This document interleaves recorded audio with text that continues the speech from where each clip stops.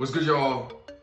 Good morning, afternoon, evening, whatever time of day it is for you right now. It is 7:38 a.m. Monday, June 7th. Okay, just worked out this morning. Shout out to guys, me and the guys. Jeff actually just got a new job, so we're gonna have to leave workouts a little earlier than we have been. And so we started our workout today at 4:30 a.m. We usually do 5 a.m., but now we're moving it to 4:30. Probably going to move it to 4 a.m. So we will be the official 4 a.m. crew. Shout out Corey Gregory. I know they're already doing that, so not trying to steal their thunder, but I do believe that we're going to end up moving to 4 a.m. I don't see nothing wrong with it. I'm excited for it to be 7:39 in the morning. I've already worked out, done my lift, drank water, moved my body, had time of meditation with the Lord. And now, it's not even 8 o'clock. I'm recording a podcast episode. Our first team meeting today is not until 10 a.m. And so I'm able to have this morning Joshua Grady time. So this was not planned to discuss, but I think something that is very important is having intentional time in the day that is for yourself. That's for yourself. I think often, and for right, it's not for wrong, it's for right, that we hear often about how we need to be more selfless and we need to give of ourselves and serve other people and all of these things, which I do agree. However, I think something that is equally important is setting aside time for your own personal growth, for your own personal peace of mind. This guy, he was in, I want to say this was the Lewis Howes School of Greatness, and Lewis interviewed someone, don't know who he was, but he was basically saying how every single day he sets aside 4 hours for him to do what he wants to do. So he sets aside 4 hours of the day for him to do what is fun to him, what is fulfilling to him, what motivates him, what he is passionate about. That's outside of work. Even if you're passionate about work, that's outside of your career, that's outside of time spent with your spouse, it's outside of time spent with your children or in school or whatever it could be, outside of everything that is your actual to-do. Okay, and so for me, I've really tried to adopt this. Every day, it's not 4 hours. Even the time that I spend in the gym, it's not necessarily Joshua Grady time, even though I love it. But now, being done at, like I said, 7:30, let's say, to be able to go from a 7:30 to a 10 o'clock, that's 2.5 hours that Joshua Grady has for himself.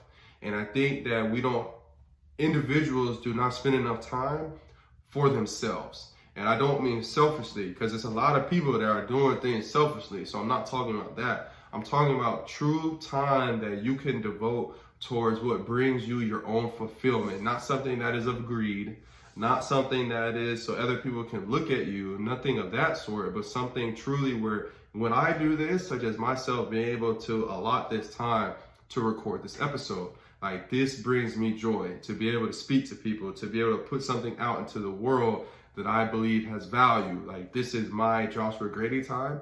And so whatever it is for you, I don't know what that looks like. Maybe it's going hunting. Maybe it's watching your favorite show. Maybe it's getting into the kitchen. Maybe it's going for a walk. Maybe it's learning a new language. Whatever it could be for you, just an encouragement. Every single day, I would just try to devote a certain amount of time to where you can benefit yourself.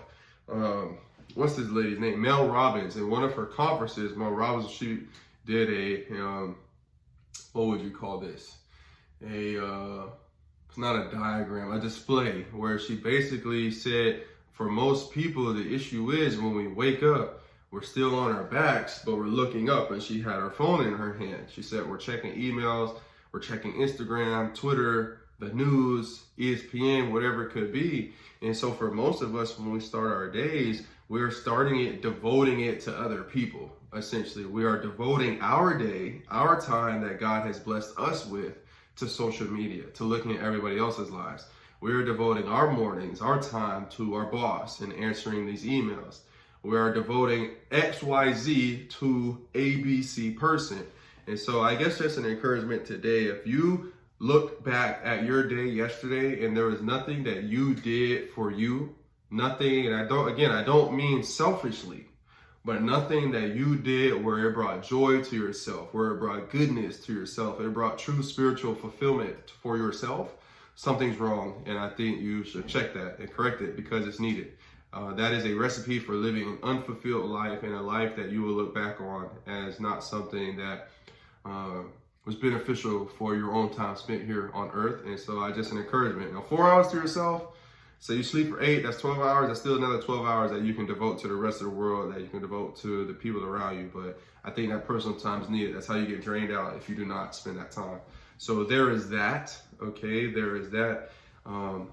Something else I want to touch on. So I talked on this yesterday. So if you're listening to this on the audio and you listen to my most recent Uber thoughts, then some of this will be redundant. However, yesterday I was just kind of taking inventory of our situation financially with me and my wife and what we are doing, particularly yesterday and this past weekend. And I actually sent out a tweet. So if you're not following me on Twitter, @AgentGrady_, I sent out a tweet and was saying how over the course of 9 days, my wife and I will bring in $900 of, in quotes, side income. So in 9 days, my wife and I will bring home $900 of side income. How do we do that? I've talked on this before. We're doing dog boardings. We do dog boardings right now. We only have one. We have Pickles, but yesterday Biscuit left. So these are dogs. So Pickles is a dog that we have here. We also have Chance, our own dog. Biscuit, which is a regular now.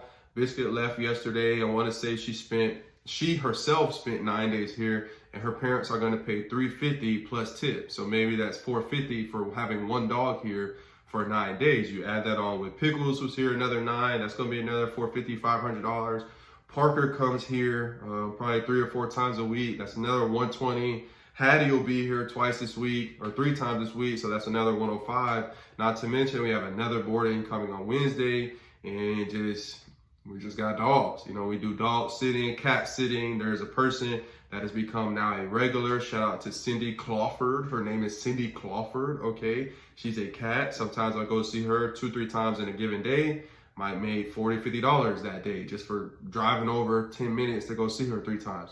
And so this is all, again, additional income. And why am I saying this? I'm saying this because people have to understand that the societal route of working the 9 to 5, like that's old news.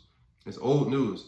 If that's the only thing that you are doing, like GSA, that is my 9 to 5. You know what I'm saying? Like, where's this? So, boom, there's a football. I can't even point to it correctly. Dang, that's hard. Right there. Like GSA is my 9 to 5. Okay, so that is what I'm doing throughout the day. That is the main source of income. However, there are additional pockets of time. I'm very blessed because I work from home, but I think this could be applicable to anybody, no matter your situation. When we are able to bring in, like me and my wife, we sat down at the table yesterday and we just looked. This is strictly from WAG. So WAG, those that ask, how do you get an adult walking, boarding, sitting? Sign up for WAG, W-A-G, WAG. I'm trying to get a sponsorship. What's up? Okay, with that said, though, you know, if you are able to, me and my wife, we were sitting at the table yesterday and we were looking at the income that we have brought in from WAG just this year alone. You know, it's June 7th, so it hasn't even been 6 months. Each of us right now, we're sitting around $4,900 each. Okay, so $4,900 each. So in a little under 6 months, my wife and I have been blessed to bring in almost $10,000 of extra income, side income. Like that's money that's covering the rent. And so now when I get paid from GSA, that money now, instead of going to rent, can go to pay off credit card debt. It can go to our savings. It can go to Roman's future. And so for me, that is why I'm so big on it. A lot of people will look at, okay, why should I do this? Or Uber Eats, like I was driving yesterday, just did 2 rides, 40 minutes, made $50. Someone blessed me with a great tip, like, thank you, people, like, I appreciate you. And so for me, the additional income is additional. You know, what if you were able to have additional in your life? I know a lot of people right now are good, we're living good, you might be good financially, but what if you could be great financially? And having that additional, I believe, can help you do that. Again, it doesn't need to be dog walking. Not everybody likes dogs or boarding or sitting. Not everybody has a home with a large backyard. Very grateful for that we do. Again, maybe it's an Uber Eats. Uber Eats, my guy Jeff, like he be on it, $200 a week pop. That's $800 additional per month that he's able to have, which has now afforded us this gym space that we work out in because we work out in his garage. You know, and I post this all the time on my Instagram. And it's very real. Like, it's real. Literally, me and Lid are sitting down. We made 10K almost of extra income in less than 6 months. You know, Lord willing, we're able to continue at this pace. We might bring in 20 racks from dogs. Extra. Okay, that's extra. On top of Lydia's nannying job, on top of GSA, on top of the marketing, things of that nature, on top of the Uber Eats. And so for me, again, it's just a no-brainer, man. Like, a lot of people living in this time thinking, woe is me, what can I do? Things of that nature. I've been there, done that. If this is you listening to this, there's opportunity out there. Maybe it's neither of the two. Maybe it's you learning to teach a class. Our upcoming Asian Academy is going to begin next week. That's a stream of income. Maybe it's truly getting into real estate or starting an investment group with you and your friends, buddies, whatever it could be. So for me, just an encouragement, you need to ask yourself right now, do you have a side income? Do you have a side income? If the answer is no, holla at me. Let me know how I can help. I recently have started a consultation business, okay? Grady Consulting, I guess you could call it. And, you know, we're able to have appointments. I'm meeting with a few people twice a week. They pay me $50, $75 an hour for my time. I'm able to give them valuable guidance. At least they deem it as valuable, which I appreciate. That's a side income. And so for you listening to this, it don't matter if you're making $1 million a year, you're making $1,000 a year. The opportunity is out there if you truly want to establish wealth for yourself. So that is something I'm very passionate about. That's something that I did want to mention while we are here. Okay, sorry, just checking my text messages. Next, with that being said, something else I want to talk on. I might have recorded an episode of this. I'm not sure yet, but build a team. So this is another concept I want to hit on today. Build a team. Why do I say that?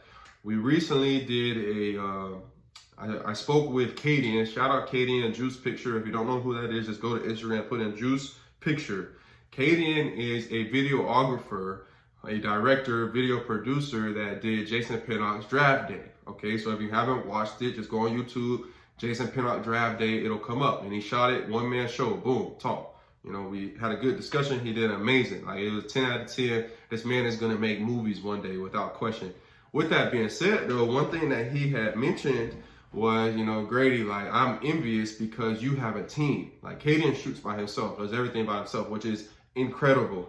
But he was saying how his next step is to build out a team. He says he sees what we are doing with GSA Grady Media, and he was like, I want that. I want to have a team. I want to have camaraderie. I want to have people that can help push the vision forward. And for myself, again, I put this out before. This is something that I'm huge on.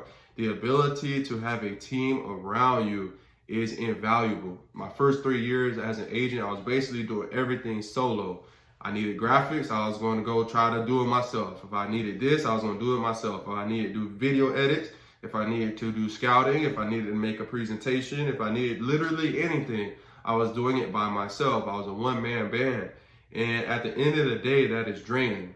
You know, as your work increases, maybe when you're first starting out, you can handle it all. Maybe if you're doing a podcast, when you're first recording, like, you can do all of the edits and the graphics yourself. You got the time.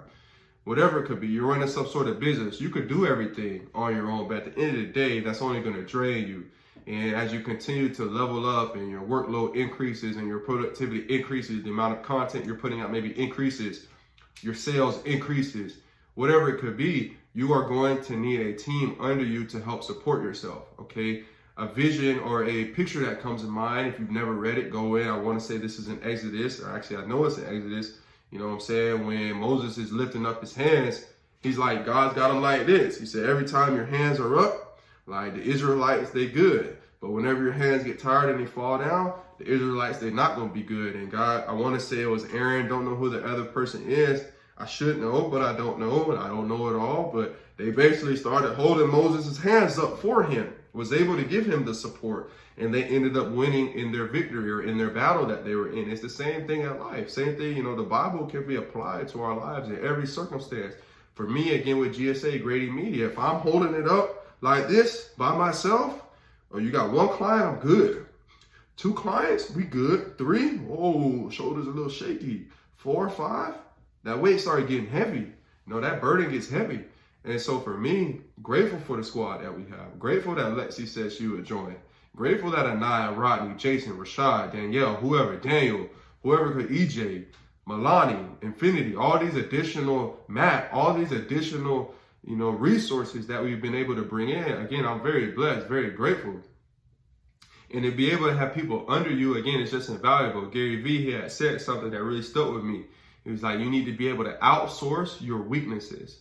Outsource your weaknesses. Okay, what does that mean? That means for me, I know that my gift is to speak. My gift is to influence, to delegate tasks, to essentially be a leader for the vision that God has given me. My gift is not to do video editing. My gift is not creating graphics. Shout out to Sean. My gift is not creating presentations. My gift is not necessarily always in the marketing or the branding or this or that, creating websites, services that I still need to push my vision forward, but now I'm able to outsource these weaknesses to other people that for them is their strength.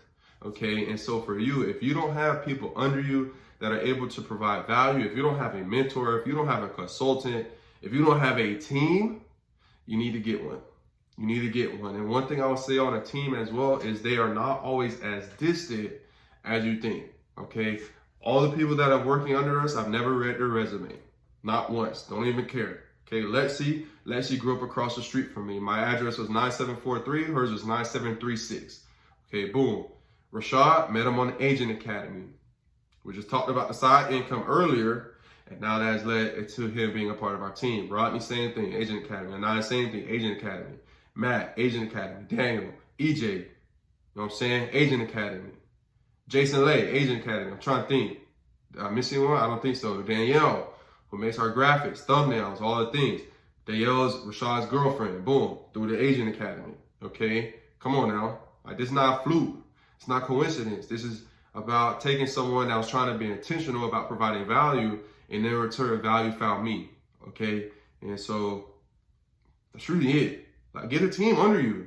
Like, they don't have to be far off. Infinity is Byron's girlfriend, my client, his girlfriend. She said, I'm trying to get into marketing. I said, let's work. You know what I'm saying? Milani went to school with my wife up in Connecticut, or New Hampshire, excuse me. Went to school in New Hampshire.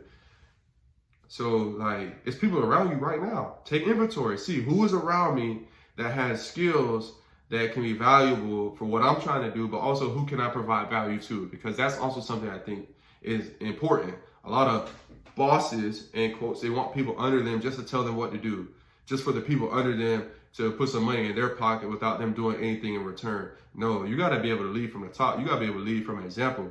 You got to be able to inspire these people that are under you. Our team is no good if they're dreading doing their work for GSA. You know what I'm saying? Our team is no good if they're dreading when my name pops up on their phone with a text or a call. And so my encouragement is check yourself even too before you go to build a team. Ask yourself, if the team was to, if their frequency, if the vibe, if the feel of the team mirrored the feel that you give off, would it be a good team?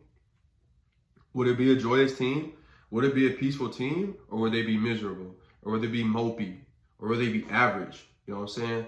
My team cannot be great if I'm not great daily.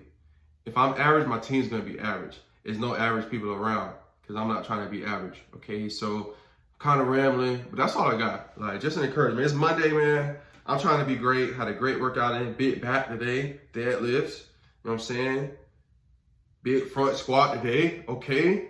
What I hit today? 365 on the front squat. Big heavy. Deadlifts. Think we pulled 455 today. Okay. 4:30 a.m. I'm ready to go. Like, I'm ready. Okay. I'm ready today. I'm ready this week. It's a big week. I'm talking with maybe 4 or 5 potential clients for the 2022 draft class. Just got paid from Grant and Jason. Thank y'all so much. Very grateful. That money is going to be delegated accordingly. It's going to be stewarded properly. And so that's all I have. I'm Joshua Grady. I'm trying to be great today. And you just got to ask yourself, are you trying to get it today or not? Okay? Agent Talk. I'm out. Let's be great.